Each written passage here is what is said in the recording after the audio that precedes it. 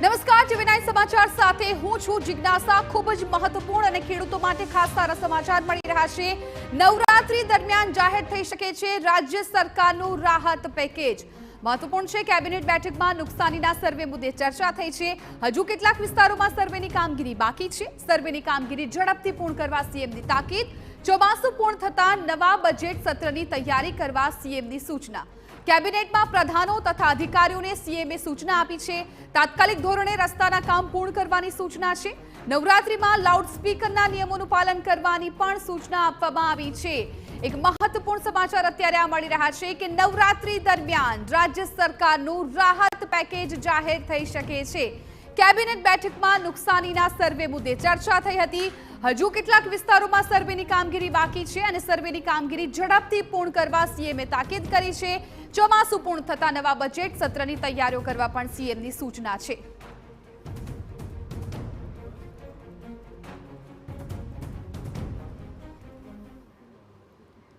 સંવાદદાતા કિંજલ મિશ્રા આ મામલે વધુ જાણકારી આપવા માટે અમારી સાથે લાઈવ જોડાઈ ગયા છે। કિંજલ, ખૂબ મહત્વપૂર્ણ અને મોટા સમાચાર કહી શકાય કે નવરાત્રી દરમિયાન રાહત પેકેજની જાહેરાત થઈ શકે છે અને જે સર્વે બાકી છે એ સર્વે પણ પૂર્ણ કરવાની સીએમએ તાકીદ કરી છે।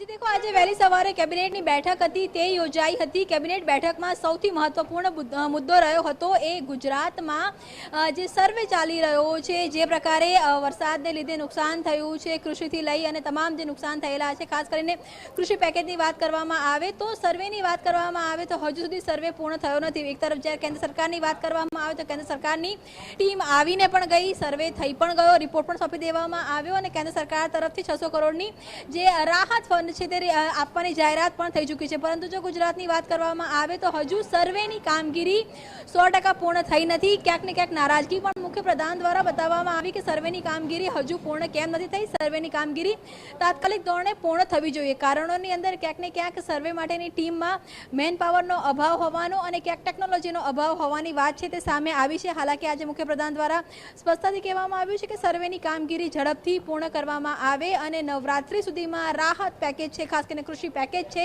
તેની જાહેરાત છે તે કરી દેવામાં આવશે।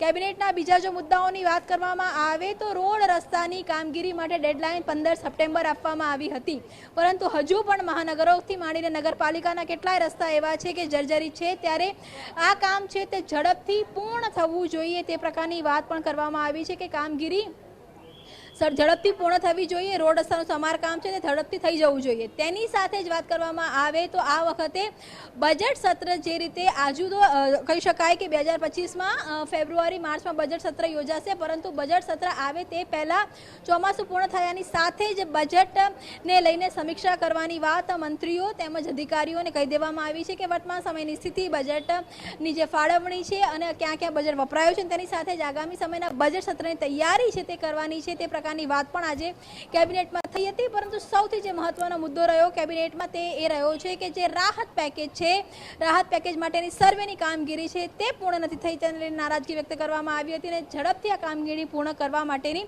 તાકીદ છે તે મુખ્ય પ્રધાને કરી છે।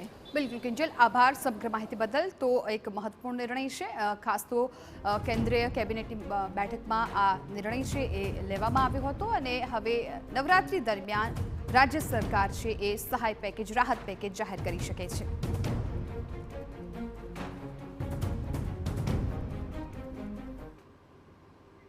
અને હવે કરીશું